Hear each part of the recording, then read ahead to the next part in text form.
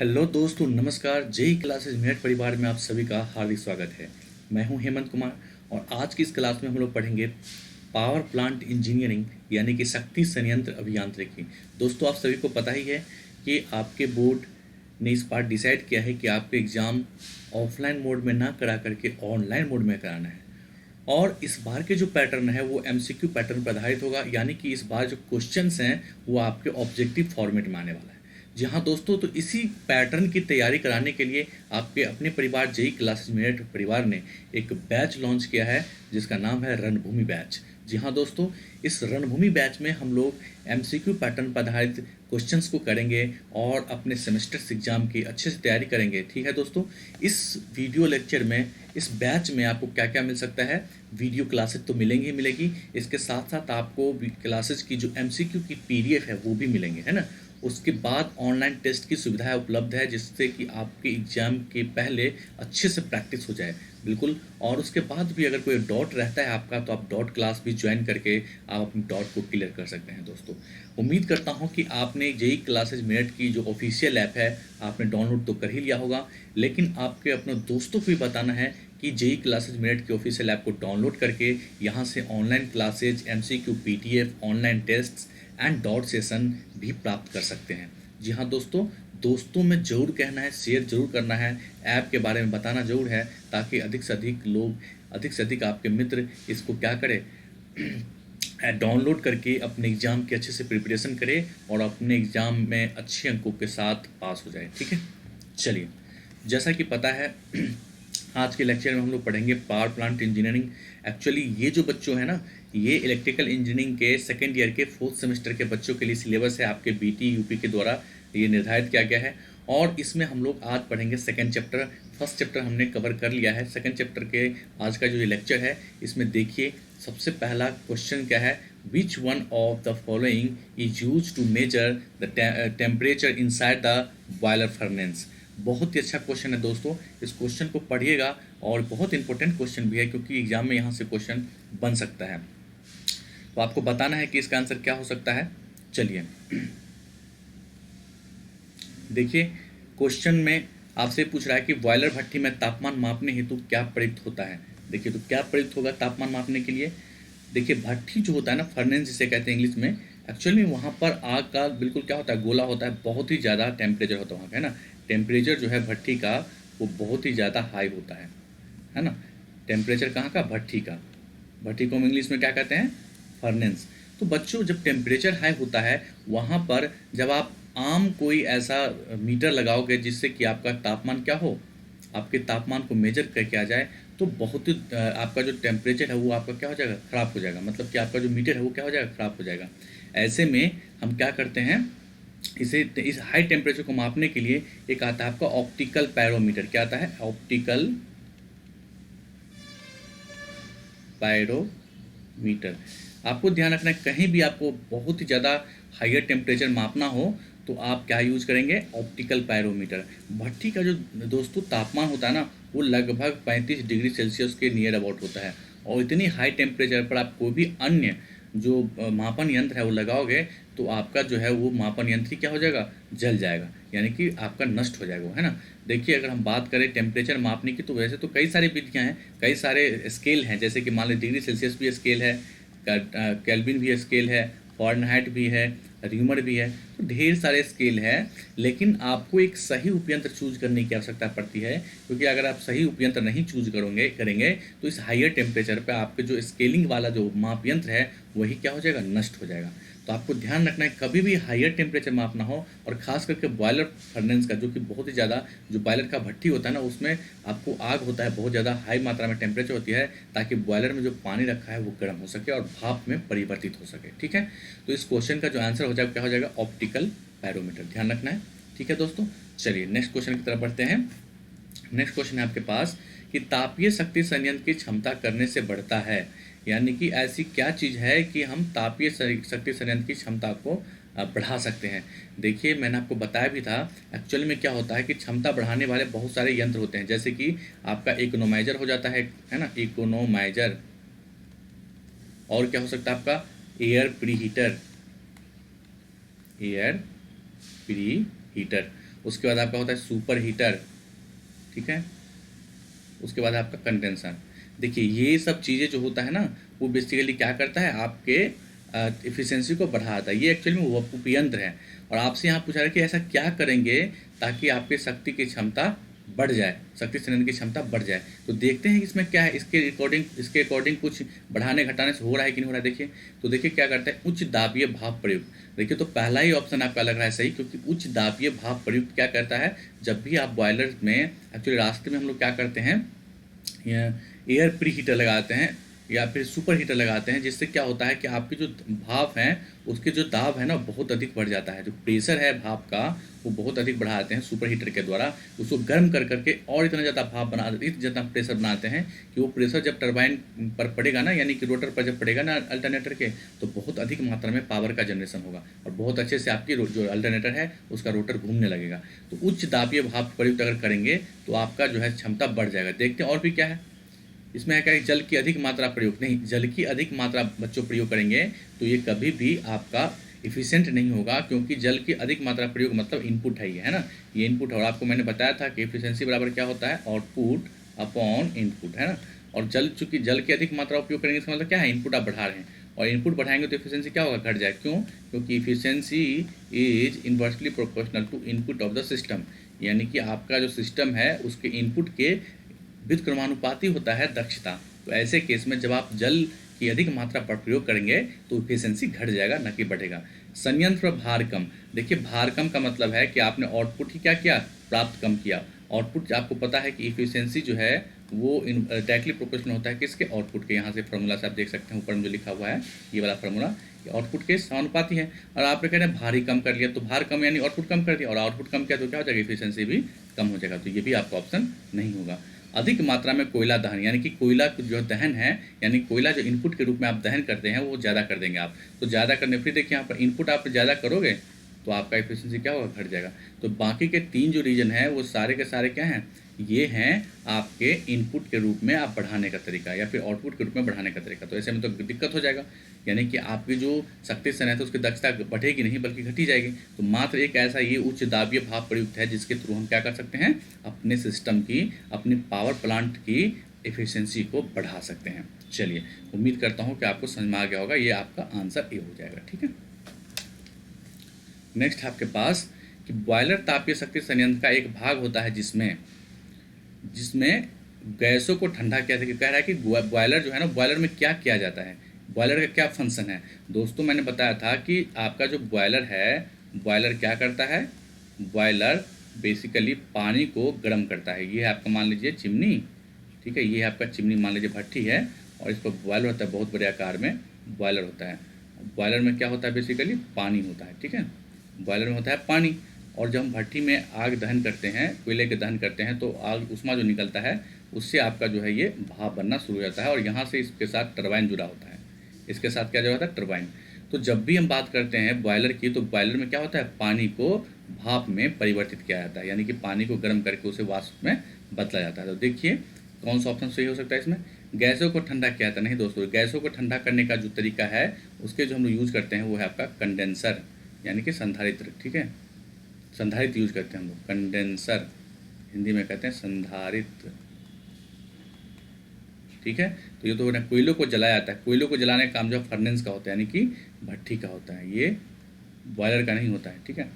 हवा को पहले से गर्म किया जाता है। देखिए हवा से पहले से गर्म करने का मतलब इसको कहते हैं हम लोग pre air heater, air pre heater कहते हैं हम लोग, क्या कहते हैं, एयर प्री हीटर, ठीक है। और पानी उच्च दाब वाली भाप में, बिल्कुल, तो पानी को उच्च दाब वाली भाप में बदला जाता है। तो मैंने भी बताया कि पानी जो होता है उसको गर्म करके भाप में बदला जाता है उच्च दाब में, क्योंकि बहुत ज़्यादा हीट होता है यहाँ पर, ठीक है। तो आप ये समझ सकते हैं यही आपका आंसर क्या हो जाएगा, ये इसका काम किसका है, बॉयलर का काम है। तो आपके सारे जो सिस्टम है उसके फंक्शन को याद रखना है, क्योंकि इसमें से कोई भी फंक्शन आपसे पूछा सकता है। आपसे पूछे कि गैसों को ठंडा करने के लिए कौन सा उपयंत्र यूज किया जाता है, तो कंडेंसर।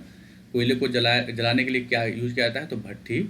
हवा को गर्म कहाँ किया जाता है, पहले से एयर प्री हीटर के द्वारा। और पानी उच्च दाब वाली भाप में बदला जाता है कहाँ, किसके द्वारा, बॉयलर के द्वारा, ठीक है। तो इसका आंसर क्या हो जाएगा, ऑप्शन नंबर डी हो जाएगा, ठीक है। उम्मीद करता हूँ आपको समझ में आ गया होगा। चलिए नेक्स्ट क्वेश्चन की तरफ बढ़ते हैं। नेक्स्ट क्वेश्चन है आपके पास कि which of the following in a thermal power plant is not fixed cost. देखिए फिक्स्ड कॉस्ट का मतलब है कि स्थिर मूल्य नहीं है। तापीय संयंत्र में कौन सा स्थिर मूल्य नहीं है?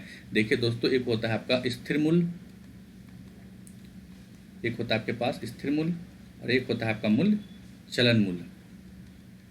चालन मूल्य कहते हैं इसको हम लोग, चालन मूल्य, यानी कि फिक्स्ड कॉस्ट और मूविंग कॉस्ट। देखिए तो फिक्स्ड कॉस्ट का मतलब ये हुआ कि कोई भी चीज़ हमें पता है कि अगर मुझे पता है कि एक कोई भी चीज़ है वो उसकी मूल्य हमेशा स्थिर रहती है ना, तो उसे हम कहते हैं स्थिर मूल्य। जैसे कि सपोज कीजिए आपका थर्मल पावर प्लांट है, एक बार आपने बॉयलर लगा लिया है ना, बॉयलर आपने एक बार इंस्टॉल कर लिया, तो बॉयलर आपने इंस्टॉल कर लिया तो इसका तो मूल्य फिक्स है ना, अब इसको बार बार तो अब इसमें मूल्य नहीं लगाना पड़ता है ना। या फिर अल्टरनेटर आपने ले लिया, तो अल्टरनेटर एक बार आपने खरीद लिया, बस हो गया, अब इसमें बार बार थोड़ी ना पैसा लगाना पड़ेगा आपको, थोड़ी बहुत मेंटेनेंस देखना पड़ता है, बट वो निग्लिजिबल है। तो यहाँ पर आपको ऐसे ऐसे मूल्य जो एक बार लग जाने के बाद बार बार नहीं लगाना पड़े उसमें कोई मूल्य, ऐसे मूल्य कहलाते हैं स्थिर मूल्य। और चालन मूल्य का मतलब होता है कि वैसे मूल्य जिसमें हमेशा आप लोग को कुछ न कुछ इनपुट के रूप में आपको मूल्य हमेशा उसमें लगाना ही पड़ता है, कुछ न कुछ उसमें खर्च करना ही पड़ता है, तो ऐसे मूल्य को हम लोग कहते हैं चालन मूल्य। और यहाँ पर क्वेश्चन में पूछ रहा है कि तापीय संयंत्र में कौन सा स्थिर मूल्य नहीं है, यानी कि कौन सा फिक्स्ड कॉस्ट नहीं है, कौन सा फिक्स्ड कॉस्ट नहीं है, ये देखना आपको। तो देखिए फ्यूल कॉस्ट, फ्यूल कॉस्ट आपको पता है ना क्या होता है। फ्यूल कॉस्ट जो है वो हमेशा आपको कोयला है वो देना पड़ता है ना। जब तापीय संयंत्र की बात कर रहे हैं यहाँ पर, तो उसमें फ्यूल कॉस्ट यानी कि कोयले के रूप में आपको कॉस्ट हमेशा उसमें देना होता है। तो इसका मतलब ये आपका फिक्स्ड कॉस्ट नहीं है, यही क्या आपका मूविंग कॉस्ट है। ये क्या है? मूविंग कॉस्ट, यानी कि ये फिक्स्ड कॉस्ट नहीं है। तो इसका मतलब यही आंसर होना चाहिए। बाकी हम नीचे भी देख लेते हैं, ठीक है। इंटरेस्ट ऑन कैपिटल, मूलधन पर ब्याज। दोस्तों ये तो तापीय संयंत्र का कोई हिस्सा नहीं है, ये तो ब्याज पर लोग पैसा लगाते हैं, बट यहाँ पर ऐसा कुछ नहीं है, ये तो तापीय संयंत्र की बात हो रही है। फिर अवमूल्यन, दोस्तों अवमूल्यन का मतलब होता है फिक्स्ड कॉस्ट, यानी कि इनिशियल कॉस्ट, है ना। अवमूल्यन का मतलब क्या होता है? Initial cost. और इनिशियल कॉस्ट का मतलब क्या होता है? एक बार जो आपने पैसे लगा लिया वही आपका इनिशियल कॉस्ट है, यानी कि इंस्टॉलमेंट में इंस्टॉल जो कर रहे हैं आप, जैसे कि मान लीजिए कि आप अल्टरनेटर इंस्टॉल कर रहे हैं, बॉयलर इंस्टॉल कर रहे हैं, या फिर आप टरबाइन इंस्टॉल कर रहे हैं, तो वहाँ पर जो आपको पैसे उसके लिए जो खर्च करना पड़ता है उसे कहते हैं अवमूल्यन खर्च, या फिर हम इनिशियल कॉस्ट कहते हैं। और एक और नाम है इसका टेक्निकल डिप्रिसिएशन कॉस्ट, ठीक है। तो ये भी नहीं होगा, ये भी नहीं होगा, ये भी नहीं होगा। इंश्योरेंस चार्जेज, बीमा शुल्क, तो ये तो कोई मतलब नहीं है तापीय शक्ति संयंत्र में, तो आपका मात्र ऑप्शन ए है आपका सपोर्ट कर रहा है। यानी कि फ्यूल कॉस्ट एक ऐसा कॉस्ट है जिसमें आप हमेशा आपको पे करना होता है अगर आपको तापीय शक्ति संयंत्र को चालू रखना है तो, और इसीलिए ये फिक्स्ड कॉस्ट नहीं है। तो यही पूछा था कि which is not a fixed cost, तो आपका fuel cost is a not a fixed cost, ठीक है। तो ऑप्शन ए आपका इसका आंसर हो जाएगा। नेक्स्ट क्वेश्चन की तरफ बढ़ते हैं। नेक्स्ट क्वेश्चन है कि which of the following coals had the highest calorific value. ये एक्चुअली हैज है, ठीक है। निम्नलिखित में से किस किस्म वाले कोयले की उच्चतम ऊष्मा होती है। अब यहाँ पर कोयले के प्रकार है दोस्तों। देखिए आपको मैं बता दूं कि कोयले के जो है ना, वैसे तो 4 प्रकार होते हैं, लेकिन सबसे पहले होता है आपका एंथ्रासाइट। क्या होता है? एंथ्रासाइट। फिर आपको क्या रखना है याद? Bituminous, bituminous. फिर आपका होता है लिग्नाइट, ठीक है। और उसके बाद होता है आपका पीट। ये जो 4 टाइप्स हैं दोस्तों कोयले के प्रकार हैं। अगर आपसे पूछे कि इनमें से कौन सा सबसे अच्छा क्वालिटी का कोयला है, कौन सबसे ज़्यादा एफिशिएंट कोयला है, या जिसमें किसमें सबसे ज़्यादा कार्बन की मात्रा अधिक होती है, तो दोस्तों आपको याद रखना है एंथ्रासाइट। एंथ्रासाइट में जो है सबसे अधिक कोयले कार्बन की मात्रा होती है, जिसके वजह से इसका दहन बहुत ही अच्छे से होता है और ये बहुत ही ज़्यादा कैलोरीफिक वैल्यू रखता है अपने आप को, ठीक है। मतलब कैलोरीफिक वैल्यू यानी कि इसमें कार्बन की मात्रा सबसे अधिक होती है और दहन बहुत अच्छे तरीके से करेगा और इसमें राख भी बहुत ही कम उत्पन्न होता है। तो सबसे उच्चतम जो क्वालिटी होता है वो आपका एंथ्रासाइट का होता है, ठीक है। उसके बाद आपका, लेकिन एंथ्रासाइट का जो दुर्गुण यही है, दोष ये है कि एंथ्रासाइट आसानी से उपलब्ध नहीं होता है, जिसके वजह से हम एंथ्रासाइट का एक तो कॉस्ट बहुत ज़्यादा बढ़ जाता है क्योंकि आसानी से उपलब्ध नहीं हो पाता, और भी रीजन है कि इसकी अनुपलब्धता की वजह से हम इसका उपयोग नहीं कर पाते हैं। अदरवाइज सबसे बढ़िया एंथ्रासाइट है। और उसके बाद जो सबसे बढ़िया है वो आपका बिटुमिनस है। तो बिटुमिनस इसके बाद जस्ट बाद है और इसका उपयोग हम लोग करते हैं क्योंकि ये प्रचुर मात्रा में उपलब्ध है, ठीक है। तो इसीलिए हम लोग इसका उपयोग करते हैं। तो ये आपका मध्यम क्वालिटी का आपका बिटुमिनस है और इसका उपयोग हम लोग खूब करते हैं अपने तापीय शक्ति संयंत्र में, ठीक है। तो बिटुमिनस में भी अच्छी खासी कार्बन की मात्रा उपस्थित होती है, बट इसका उपयोग हम लोग खूब करते हैं क्योंकि उपलब्धता इसकी आसानी से हो जाती है। नेक्स्ट आपका लिग्नाइट। देखिए लिग्नाइट तो वैसे क्वालिटी उसका थोड़ा सा कम है, लिग्नाइट और पीट दोनों की बात कर लेते हैं। इन दोनों में कैलोरीफिक वैल्यू जो है वो कम होती है, यानी कार्बन की जो प्रेजेंस है वो कम होती है, जिसके वजह से बहुत ज़्यादा इस्तेमाल हम इसको नहीं करते हैं, इसमें राख ज़्यादा उत्पन्न होता है। तो अगर आपसे क्वेश्चन में पूछे कि सबसे अच्छा कौन सा है, अगर एंथ्रासाइट हो तो आपको एंथ्रासाइट टिक लगाना है, अगर एंथ्रासाइट नहीं हो तो बिटुमिनस होगा तो बिटुमिनस लगाना है, ठीक है। दोनों में से कोई होगा, और दोनों होगा अगर तो एंथ्रासाइट में लगाना है, ठीक है। तो देखिए इसमें से कह रहा है किस निम्नलिखित में से किस किस्म वाले कोयले की उच्चतम ऊष्मा होती है। देखिए तो आपका पीट तो सबसे कम है, लिग्नाइट उसके बाद है, बिटुमिनस है। अगर बिटुमिनस लगाते लेकिन एंथ्रासाइट नहीं होता तो, लेकिन एंथ्रासाइट नीचे में है, इसका मतलब बिटुमिनस भी नहीं होगा, बल्कि एंथ्रासाइट आपका सबसे उच्चतम किस्म वाला कोयला हो जाएगा, ठीक है दोस्तों।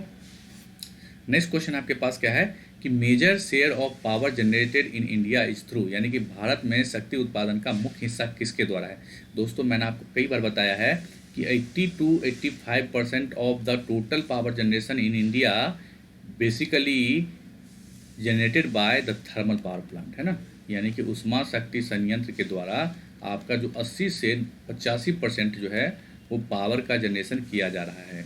आपको पता है विभिन्न प्रकार के जो पावर प्लांट हैं उसके अपने अपने दोष हैं, और जिसके वजह से बाकी चीज़ का कुछ रिसेंटली डेवलपिंग में है, अभी डेवलपिंग मोड में है। जैसे कि न्यूक्लियर पावर प्लांट अभी पूर्ण रूप से डेवलप नहीं हुआ है लेकिन इंडिया में इसका उपयोग नहीं हो पा रहा है।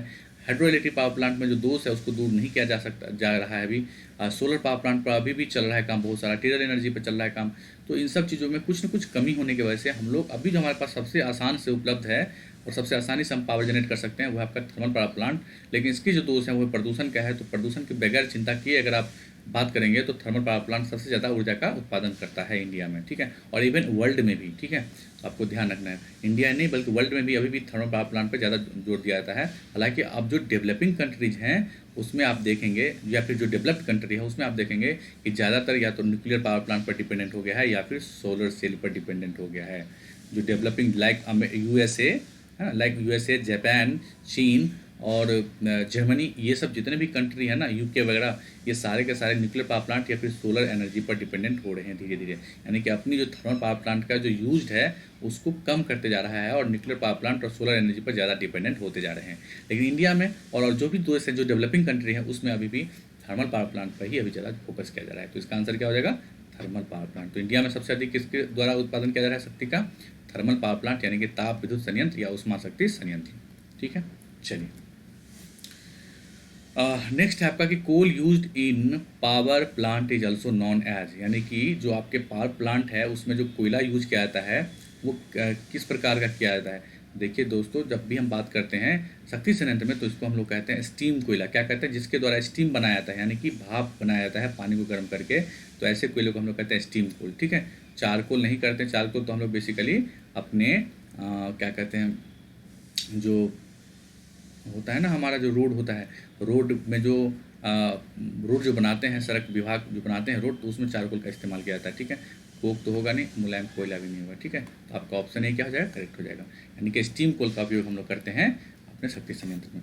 नेक्स्ट क्वेश्चन है आपके पास कि through which source is maximum electricity generated in the world, यानी कि दुनिया में सबसे ज़्यादा बिजली किस स्रोत से उत्पादित किया जाता है। तो अभी मैंने अभी बताया था कि दुनिया में जो सबसे अधिक है वो आपका कोयले के द्वारा उत्पादित किया जाता है, यानी कि थर्मल पावर प्लांट के द्वारा सबसे अधिक, है ना, थर्मल पावर प्लांट के द्वारा सबसे अधिक जो है पावर का जनरेशन किया जाता है अभी भी, थर्मल पावर प्लांट, ठीक है। तो आपका कोल के द्वारा थर्मल पावर प्लांट में क्या लगता है, इनपुट के रूप में कोल लगता है, तो कोयले को आपको ध्यान रखना है। चलिए नेक्स्ट क्वेश्चन देखिए, आपको पता है कि हमारा जो आपका जो अपना परिवार जेई क्लासेज मेरिट परिवार है वो न सिर्फ आपके डिप्लोमा के एग्जामिनेशन की तैयारी कराता है बल्कि इसके साथ साथ आपके जितने भी या जूनियर इंजीनियरिंग लेवल के कॉम्पिटिटिव एग्जाम हैं उनकी भी तैयारी कराते हैं। और इसी के तहत अगले महीने ही हमारे यहाँ एसएससी जेई, यूपीपीसीएल जेई और यूपी ट्रिपल एस जेई के लिए तथा अन्य किसी भी स्टेट गवर्नमेंट के जूनियर इंजीनियरिंग लेवल के एग्जामिनेशन के लिए तैयारी कराने के लिए बैच ओपन हो रहा है। यानी कि 14 अगस्त से यहाँ पर बैच, ऑफलाइन बैच की सुविधा उपलब्ध होगी। आप चाहें तो इसको ज्वाइन कर सकते हैं, या फिर आपके जो भी बड़े भाई हैं जो पास आउट हो चुके हैं और जो तैयारी कर रहे हैं उनको अच्छे मटेरियल और अच्छी सुविधा नहीं मिल पा रही है, तो आप हमारे इस जेई क्लासेज मेरिट के बारे में बता सकते हैं, जहाँ पर आपको हिंदी और इंग्लिश दोनों माध्यमों में तैयारी कराई जाएगी। साथ ही साथ आपको रिवाइज्ड स्टडी मटेरियल मिलेगा, ऑनलाइन ऑफलाइन टेस्ट की भी सुविधा है और डॉट सेशन तो है ही। और अगर आप यहाँ पर रहकर तैयारी करना चाहते हैं तो हॉस्टल की भी सुविधा है।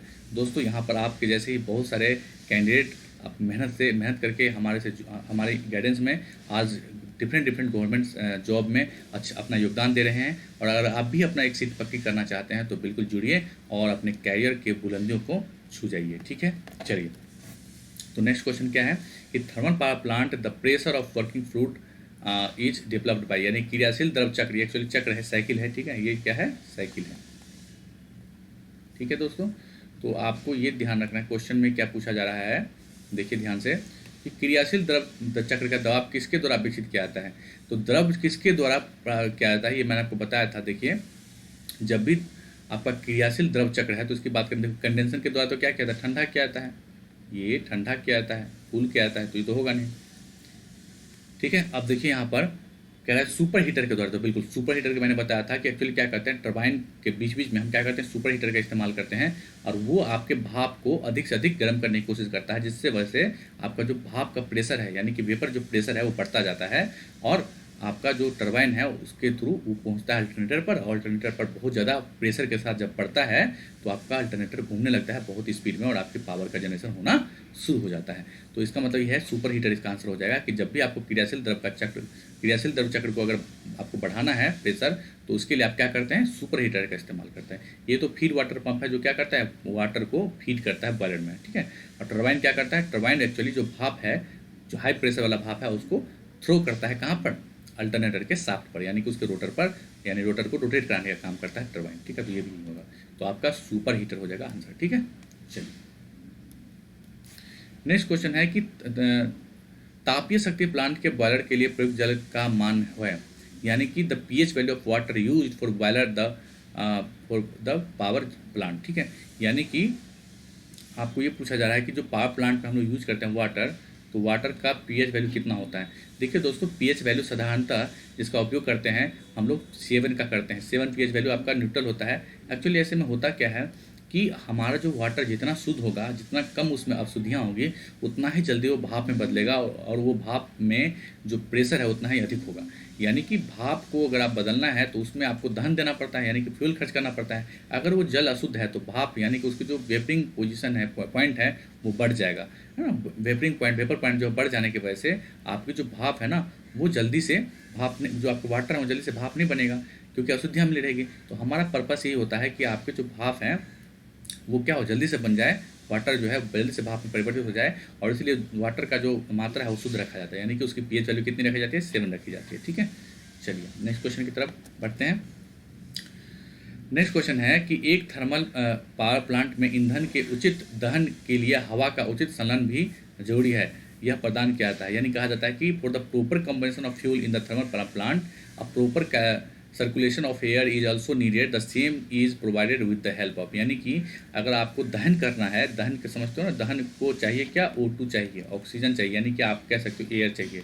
तो भट्ठी में अगर सही से कोयले का दहन करना है आपको, तो आपको एयर जाना होगा। तो एयर के लिए किस चीज़ का उपयोग करते हैं, देखिए तो दोस्तों, इकोनोमाइजर का आप लोग समझते हैं, दग्ध जो गैस होता है उसको फिर से हम देते हैं, किस में देते हैं हम लोग, बॉयलर्स में, भट्ठी में। तो ये तो होगा नहीं इकोनोमाइजर। कंडेंसर तो आपको पता है कूल करता है भाप को, कूलिंग टावर तो आपको पता ही है, यहाँ पर पानी, ठंडा पानी जमा होता है, पानी जमा करते हैं हम लोग यहाँ पर। तो ये तो होगा नहीं, ये तो होगा नहीं, ये तो होगा नहीं, ये तो होगा नहीं। तो आपका ड्राफ्ट फैन, आपको याद रखना है कि ड्राफ्ट फैन, जैसे फैन नाम भी है, इसका ही क्या काम है, एयर को प्रोवाइड कराना, इसी काम है क्या, हवा को देना भट्टी में, ताकि भट्टी में जो कोयला है उसकी दहन अच्छे से हो जाए। ठीक है, तो ऑप्शन ए क्या हो जाएगा, इसका आंसर हो जाएगा। चलिए नेक्स्ट क्वेश्चन की तरफ बढ़ते हैं। नेक्स्ट क्वेश्चन है कि super heater is employed to, यानी कि सुपर हीटर का उपयोग किया जाता है remove the moisture from the vapour, वाष्प में नमी को दूर करने के लिए। ऑप्शन सेकंड है आपका वाष्प में तापमान में वृद्धि करने के लिए। स्टेटमेंट 3 है आपका फीड पानी को गर्म करने के लिए। विच of the given statement is correct. ये 4 नहीं बल्कि 3 ही ऑप्शन में से आपको चूज करना है, कह रहा है कि इनमें से कौन सा सही है ना। सुपर हीटर के बारे में बताया गया है। देखिए, तो अगर हम बात करते हैं, देखिए remove the moisture from the vapour, तो अगर हम कहें आप अगर मॉइस्चर को, अगर आपको मतलब मॉइस्चर आपको रिमूव करना है, तो क्या हम सुपर हीटर का उपयोग करते हैं, वाष्प के तापमान वृद्धि करने के लिए। तो अगर आपको वाष्प में नमी की जरूरत पड़ती है, तो नमी की अगर जरूरत पड़ती है तो आप क्या करते हैं, आप जितना आप नमी हटाएंगे, जैसे मान लीजिए ये है आपका, सपोज कीजिए टरबाइन है, ठीक है, और यहाँ पर हमने लगा दिया आपका क्या, यहाँ पर लगा दिया सुपर हीटर, यहाँ पर सुपर हीटर लगा दिया, तो सुपर हीटर क्या करेगा कि जो भी भाप में मॉइस्चर है, अगर मान लो जी कि भाप है वो आप लिक्विड में बनने हैं यानी उसका टेम्परेचर कम हो रहा है, तो सुपर हीटर उसके टेम्परेचर क्या करेगा, बूस्टअप कर देगा। और जैसे ही टेम्परेचर को बूस्टअप करेगा तो उसका जो मॉइस्चर है वो रिमूव हो जाएगा। तो इसका मतलब सुपर हीटर का काम किसके लिए है, रिमूव मॉइस्चर के लिए, यानी कि वाष्प में नमी को दूर करने के लिए। और दूसरा देखिए स्टेटमेंट क्या है कि increase the temperature of vapours, यानी अब आप समझिए कि जब हम उसको हीट देंगे तो उसका टेम्परेचर तो बढ़ेगा ही ना, टेम्परेचर ही बढ़ जाएगा, यानी कि स्टेटमेंट ये भी सही है। Heat the feed water, feed water के लिए हम लोग एक्चुअली में जो सुपर हीटर है उसका काम हम लोग नहीं करते हैं, ठीक है। तो आपका अब स्टेटमेंट 1 और 2 सही हो जाएगा, यानी कि ऑप्शन आपका सी सही है, ठीक है। सुपर हीटर का प्रयोग हम लोग एक तो वाष्प में नमी को दूर करने के लिए करते हैं और दूसरा आपका वाष्प में तापमान में वृद्धि करने के लिए करते हैं, ठीक है दोस्तों। चलिए नेक्स्ट क्वेश्चन की तरफ बढ़ते हैं। नेक्स्ट क्वेश्चन है कि what is the separators which the help of the magnetic separators in the coal preparation plant, यानी कि मैग्नेटिक सेपरेटर्स की मदद से क्या अलग एक कोयला संयंत्र में चुंबकीय विभाजन किया जाता है। यानी कि हम बात करते हैं चुंबक की, तो चुंबक में कुछ अशुद्धियाँ होती हैं, जैसे कि लोहे का कण है मान लीजिए, है ना। तो आप ये से पूछा है कि मैग्नेटिक सेपरेटर एक छोटा सा एक इक्विपमेंट्स होता है, मैग्नेटिक सेपरेटर। मैग्नेटिक सेपरेटर क्या करता है, इस मैग्नेटिक सेपरेटर से सारे कोयले को पास कराया जाता है और इस कोयले में जो आपके लोहे के कण होते हैं, है ना, लोहे के कण होते हैं, वो इस मैग्नेटिक सेपरेटर से क्या होता है, चिपक जाता है। यानी कि आपने कोयले में जो लौह कण के रूप में अशुद्धियाँ थी उसको आपने दूर कर लिया। तो यही पूछा जा रहा है कि एक्चुअली में जो मैग्नेटिक सेपरेटर है उसका क्या काम है। तो देखिए क्या काम है, किसको दूर किया जाता है, किसको अलग किया जाता है। कंकड़ को तो नहीं किया सकता ना, क्योंकि कंकड़ तो चुंबक से नहीं सटेगा, अट्रैक्ट नहीं होगा। आयरन पार्टिकल जहाँ लोहे के कण, वो है आपका मैग्नेटिक सेपरेटर से टच कर जाएगा, कंटेक्ट में आ जाएगा और आपका जो कोयला है वो शुद्ध हो जाएगा। तो ये आपका आंसर हो जाएगा, ठीक है। धूल नहीं होगा, सैंड नहीं होगा, ठीक है। तो ऑप्शन बी क्या हो जाएगा, आपका आंसर हो जाएगा। नेक्स्ट क्वेश्चन है कि a condenser in a thermal power plant condense steam coming out of, यानी कि एक ताप संयंत्र का कंडेंसर इनमें से किसमें उत्सर्जित भाप को संचित करता है। तो आपको मैंने बार बार बताया है कि जब भी कंडेंसर लगाएंगे तो आप ठीक टरबाइन के बाद लगाते हैं, क्योंकि टरबाइन में जो वाष्प आती है वो अगर आप वाष्प का यूज हो गया है तो उसके तुरंत बाद वो कंडेंसर में जा करके क्या करता है, उस वाष्प को थोड़ा सा ठंडा करके लिक्विड में परिवर्तित कर देता है। तो हम जस्ट क्या लगाते हैं, टरबाइन के बाद लगाते हैं। तो ये पूछ रहा है कि एक ताप संयंत्र का कंडेंसर इनमें से किसमें उत्सर्जित भाप को संघनित करता है। एक तो संघनित किससे उत्सर्जित, टरबाइन के। तो टरबाइन ऑप्शन कौन सा है, ऑप्शन बी। तो ये आपका सही हो जाएगा, ठीक है। नेक्स्ट है कि the efficiency of coal fire thermal power plant में बी इम्प्रूव्ड बाय, यानी कोयला आधारित थर्मल पावर प्लांट में दक्षता के सुधार किया जा सकता है। कैसे किया सकता है, तो प्लांट पर भार कम करके। तो ये तो होगा नहीं, मैंने बताया कि भार कम करना मतलब आउटपुट कम करना, आउटपुट कम करेंगे इसका मतलब आपका एफिशिएंसी कम हो जाएगा। फिर तप्त कोयले की मात्रा को बढ़ाकर, इसका मतलब इनपुट बढ़ा रहे हैं, कोयले की मात्रा अगर बढ़ा रहे हैं तो इसका मतलब इनपुट बढ़ा रहे हो, इनपुट आप बढ़ाएंगे तो आपका एफिशिएंसी कम हो जाएगा, ये मैंने बता रखा है। फिर आपका पानी की अधिक मात्रा, ये भी आपका इनपुट है, इसको बढ़ाएंगे तो फिर से एफिशिएंसी कम हो जाएगा। भाप के दबाव को बढ़ाकर, तो बिल्कुल ये आप आउटपुट है और अगर आप आउटपुट को बढ़ाएंगे तो आपका एफिशिएंसी भी बढ़ जाएगा, यानी कि ऑप्शन डी आपका हो जाएगा, भाप के दबाव को बढ़ाकर। नेक्स्ट आपका कि which of the following is the not a part of steam power station, निम्नलिखित में से कौन सा भाप युद्ध केंद्र का हिस्सा नहीं है। तो प्राइम मूवर, तो प्राइम मूवर बिल्कुल है। प्राइम मूवर क्या करता है, एक्चुअली में प्राइम मूवर जो है वो आपके जो टरबाइन है, टरबाइन और रोटर का जो अल्टरनेटर का जो रोटर है उसको ज्वाइन कराता है, तो ये तो पार्ट है।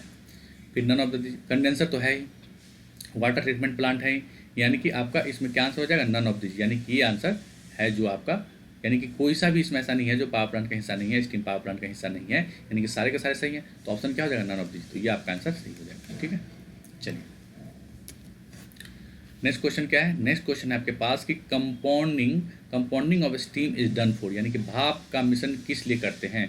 संपादित कार्य को घटाने के लिए, रोटर की गति बढ़ाने हेतु, रोटर की गति घटाने हेतु, टरबाइन की संतुलित करने के लिए। देखिए तो कंपाउंडिंग जो करते हैं एक्चुअली उसमें हम क्या करते हैं, कंपाउंडिंग में कि हम बहुत सारे डिफरेंट इक्विपमेंट्स को हम लगाते हैं ताकि भाप का जो दबाव है ना वो बढ़ सके, क्योंकि भाप का जब दबाव बढ़ेगा तो रोटर की गति क्या होगी, बढ़ेगी, ठीक है। रोटर की गति बढ़ाने की, तो आपका ऑप्शन देखते हैं, ऑप्शन है आपका रिड्यूसिंग द वर्क डन, यानी कि संपादित कार्य को घटाने के लिए, नहीं ये तो गलत हो जाएगा। इंक्रीजिंग द रोटर स्पीड, यानी कि रोटर की गति को बढ़ाने के लिए, तो बिल्कुल रोटर की स्पीड को बढ़ाने के लिए मैंने अभी कहा आपको कि भाप में जो भी हम आपका ये इफिशिएंट जो इक्विपमेंट्स है वो यूज़ करते हैं क्योंकि रोटर की गति बढ़ जाए, रोटर की गति बढ़ाने के लिए हम लोग ऐसा यूज़ करते हैं कंपाउंडिंग का। बिल्कुल ये आपका ऑप्शन बी सही हो जाएगा। रोटर की गति घटाने का तो फायदा क्या है, कुछ नहीं, नुकसान ही है। टरबाइन को संतुलित करने है तो ये भी गलत है, तो आपका बी क्या हो जाएगा, सही हो जाएगा, option be the right answer.